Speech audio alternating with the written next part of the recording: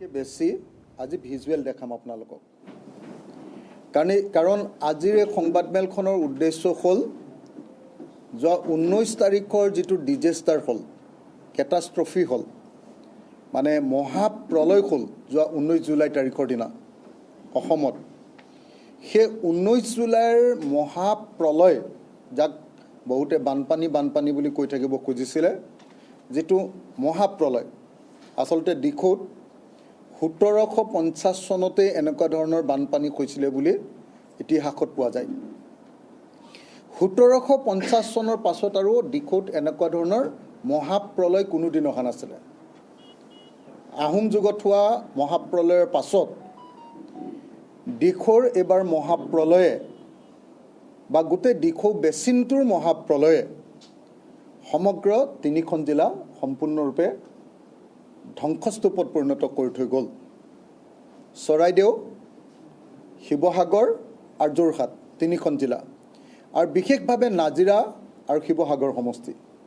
সম্পূৰ্ণৰূপে ধ্বংসস্তূপত পৰিণত কৰি গ'ল ইয়াৰ কাৰণ কি বিভিন্নজনে বিভিন্ন কথা কৈ আছে গতিকে তাৰ প্ৰকৃত কাৰণ উদ্ভাৱন কৰিবৰ কাৰণে প্ৰকৃত কাৰণ সম্পৰ্কে আলোচনা কৰিবৰ কাৰণে আমি আজিৰ এই সংবাদমেলখন আয়োজন কৰিছোঁ মই ভাবো যে এখন আমাৰ গোটেই ডিজাষ্টাৰটোৰ সময়ত এই কেটাষ্ট্ৰফিৰ সময়ত মহাপ্ৰলয়ৰ সময়ৰ আটাইতকৈ গুৰুত্বপূৰ্ণ এখন সংবাদমেল আৰু সেই কাৰণে মই আপোনালোক সকলোৰে পৰা খুব মনোযোগ আকৰ্ষণ কৰিম মনোযোগ দাবী কৰিম আৰু লগতে কোনেও যাতে নিজৰ ভিতৰত এটা শব্দও কথা নাপাতে সাধাৰণতে দেখা যায় যে খুব কথা পাতি থাকে আমাৰ পিছফালৰ মানুহখিনিয়ে এটা শব্দও যাতে ইয়াৰ ভিতৰত কোনেও কথা নাপাতে তাৰ কাৰণে মই অনুৰোধ জনাইছোঁ প্ৰথমতে অসমৰ মুখ্যমন্ত্ৰীয়ে কৈছিলে যে ক্লাউড বাৰ্ষ্ট হোৱাৰ কাৰণে অৰ্থাৎ ডাৱৰ বিস্ফোৰণ হোৱাৰ কাৰণে আমাৰ 19 তাৰিখৰ ডিজাষ্টাৰটো হ'ল কিন্তু IMDয়ে ক'লে ইণ্ডিয়ান মেট্ৰলজিকেল ডিপাৰ্টমেণ্টে ক'লে যে ক্লাউড বাৰ্ষ্ট তাক কয় যেতিয়া 1 ঘণ্টা সময়ৰ ভিতৰত ৰেইনফল যেতিয়া 1 ঘণ্টা সময়ৰ ভিতৰত ৰেইনফলটো 1 ঘণ্টাত 100 mm হয় কিন্তু ইণ্টাৰেষ্টিংলি আমি দেখিবলৈ পালোঁ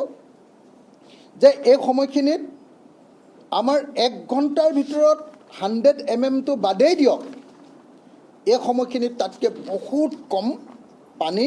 আমাৰ এই অঞ্চলত হৈছিলে তাৰ ভিতৰত কৈছে যে rainfall intensity also tells a different story এটো IMD report only July 19 Oboi weather station in Mon districts of Nagaland recorded around 137 millimeter of rainfall in 24 hours. 24 ঘণ্টাত 137 মিলিমিটাৰ বৰষুণে হৈছিলে সেইদিনা অথচ যেতিয়া ডাৱৰ বিস্ফোৰণ বুলি কয় 1 ঘণ্টাত 100 মিলিমিটাৰ বৰষুণ হ'ব লাগিব গতিকে এটো কোনো পধ্যে যে while tsunami in Assam recorded nearly 190 mm in 24 hours. Experts noted that neither event qualified as a cloud burst. Hunarit hua borokhuntu asile 24 ঘণ্টাত 190 মিলিমিটাৰ 19 তাৰিখৰ দিনা আৰু অভয় ৱেডাৰ ষ্টেচনে দিয়া মতে মন ডিষ্ট্ৰিক্টত সেইদিনা বৰষুণ হৈছিলে 19 জুলাই তাৰিখৰ দিনা 137 মিলিমিটাৰ 24 ঘণ্টাত অথচ ক্লাউড বাৰ্ষ্ট তাক কয় যেতিয়া 1 ঘণ্টাত 100 মিলিমিটাৰ বৰষুণ হয় 24 ঘণ্টাত হৈছে 137 মিলিমিটাৰ গতিকে এইটোৱে প্ৰমাণ কৰি দিলে যে একচুৱেলি অসমৰ মুখ্যমন্ত্ৰী বা চৰকাৰী পক্ষই অসমত হোৱা মহাপ্ৰলয় কাহানিও নোহোৱা পৃথিৱীৰ ইতিহাসত নোহোৱা আটাইতকৈ ডাঙৰ মহাপ্ৰলয়টো হোৱাৰ কাৰণে ক্লাউড বাৰ্ষ্ট যে জগৰীয়া নহয় ডাৱৰ বিস্ফোৰণ যে হোৱা নাই এই কথাটো প্ৰমাণিত হৈছে অকল সেই কথাটো যে আমাৰ ইণ্ডিয়ান মেট্ৰলজিক্যাল ডিপাৰ্টমেণ্টে কৈছে এনেকুৱা নহয় এই কথাটো কৈছে মানে গোটেই পৃথিৱীৰ যিবিলাক সাইন্টিষ্ট আছে পৃথিৱীৰ সাইন্টিষ্টবিলাকে ৱৰ্ল্ড ৱেডাৰ এট্ৰিবিউশ্যন বুলি যি মানে এটা সংস্থা আছে ৱৰ্ল্ড ৱেডাৰ এট্ৰিবিউশ্যন এই ৱৰ্ল্ড ৱেডাৰ এট্ৰিবিউশ্যনত একেলগতে ভাৰতবৰ্ষ ছুইডেন নেদাৰলেণ্ড ইউনাইটেড কিংডম আৰু USA এই আটাইবিলাক ঠাইৰ বিশেষজ্ঞই এখন পেপাৰ লিখি উলিয়াইছে flood impacts in Assam driven by high exposure and structural vulnerability amid uncertain rainfall trends এই পেপাৰখনত তেওঁলোকে দেখুৱাইছে মই গোটেইকেইজনৰ নাম আৰু এতিয়া গাই থাকিলে দীঘলীয়া হৈ যাব তো ইয়াত IIT দিল্লীৰ অংশু অগ্ৰা আছে তাৰ পাছত আছে আপোনাৰ কোপেনহেগৰ চেণ্টাৰ ফৰ ডিজাষ্টাৰ ৰিচাৰ্চ আছে তাৰ পাছত আছে হেগৰ নেদাৰলেণ্ডৰ হেগৰ আৰু নিউ জাৰ্চি USAৰ হেৰি আছে এক্সপাৰ্ট আছে এওঁলোকে এই আটাইবিলাকে মিলি যিখন পেপাৰ লিখি দেখুৱাইছে তাত ক্লিয়াৰলি কৈছে যে analysis of this year's observed rainfall confirms that the rainfall associated with the floods was not exceptional in today's climate. Both the 3 days and 30 days rainfall events in the study region have estimated return period of only less than 2 years. একদম clearly কৈছে যে cloud brush বুলি ক'লে যিটো বুজায় যিমান বৰষুণ হোৱা বুলি কয় হিষ্ট্ৰীত হৈ থকা যিবিলাক ৰেকৰ্ড পোৱা গৈছে সেই অঞ্চলটোত বৰষুণ হোৱাৰ তাতকৈ বহুত কম বৰষুণ সেইদিনা মনত বা সেই নাগালেণ্ডৰ পাহাৰত সংঘটিত হৈছে দিখৌ বেচিনটোত সংঘটিত হৈছে গতিকে এই দুটা কথাৰ পৰা মই নিশ্চয় আপোনালোকক এতিয়া আৰু কোৱাৰ প্ৰয়োজন নাই যে অসম চৰকাৰৰ মুখ্যমন্ত্ৰীয়ে আৰু অসম চৰকাৰৰ মন্ত্ৰীসকলে আৰু অসম চৰকাৰৰ পক্ষত থকা মানুহবিলাকে যি কথা ঘোষণা কৰিছিলে যে অসমৰ 19 জুলাই তাৰিখৰ দিনাৰ যিটো বানপানী ডিজাষ্টাৰ প্ৰলয় মহাপ্ৰলয় বা ঐতিহাসিক মহাপ্ৰলয় 1750 চনৰ পাছৰ আটাইতকৈ ডাঙৰ মহাপ্ৰলয় সেই মহাপ্ৰলয়টোৰ কাৰণে কোনো ডাৱৰ বিস্ফোৰণ বা অস্বাভাৱিক বৰষুণৰ কাৰণে হোৱা নাই তাৰ লগত মানুহে তৈয়াৰ কৰা এক পৰিৱেশ জড়িত হৈ আছে এই কথাটো গোটেই সাইন্টিষ্টবিলাকে এটাকে এটুক মেন মেড বুলি ইণ্টাৰনেশ্যনেল সাইন্টিষ্টবিলাকে ইয়াতে দেখুৱাইছে এটা কি কাৰণে সেই ভয়ানক বানপানীটো হ'ল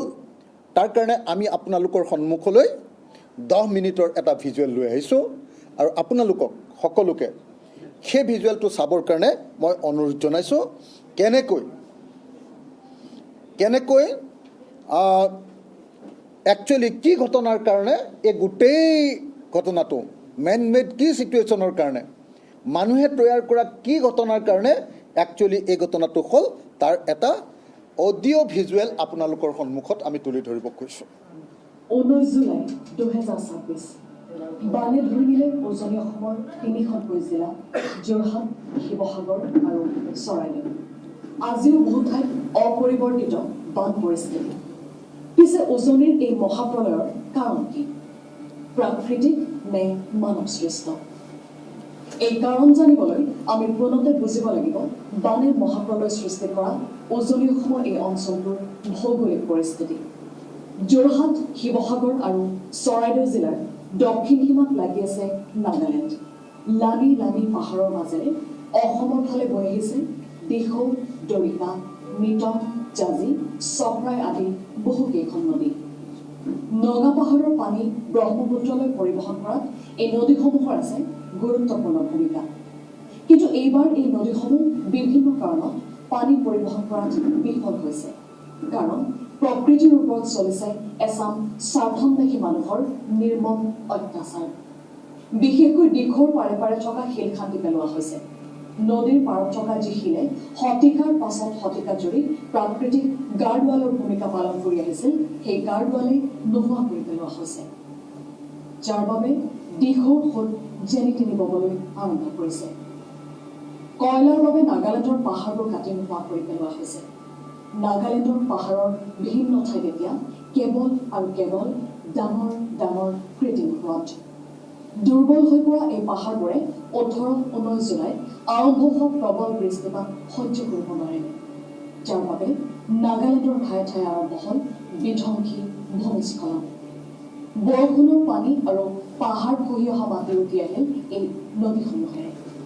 যিহেতু নদীসমূহৰ বিশেষকৈ দিখৌৰ পাৰে পাৰে শিল খন্দাৰ ফলত নদীয়ে প্ৰাকৃতিক ভাৰসাম্য হেৰুৱাই পেলাইছে, সেয়ে এই নদীসমূহৰ ল'লে কামৰূপ।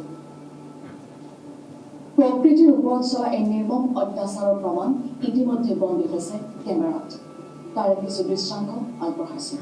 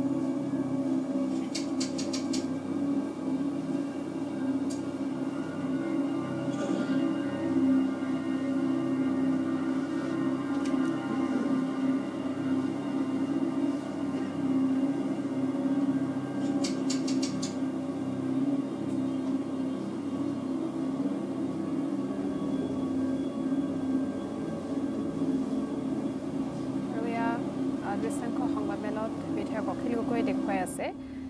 আজি অখিল গগৈয়ে শিৱসাগৰ জলপ্ৰলয়ৰ কাৰণ সন্দৰ্ভত এক সংবাদমেলৰ সম্বোধন কৰিছে আৰু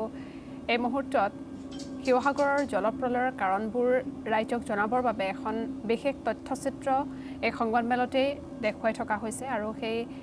তথ্যচিত্ৰৰ কিছু দৃশ্যাংশ আপোনালোকক এই মুহূৰ্তত দেখুৱাই আছোঁ আমি। কেনেদৰে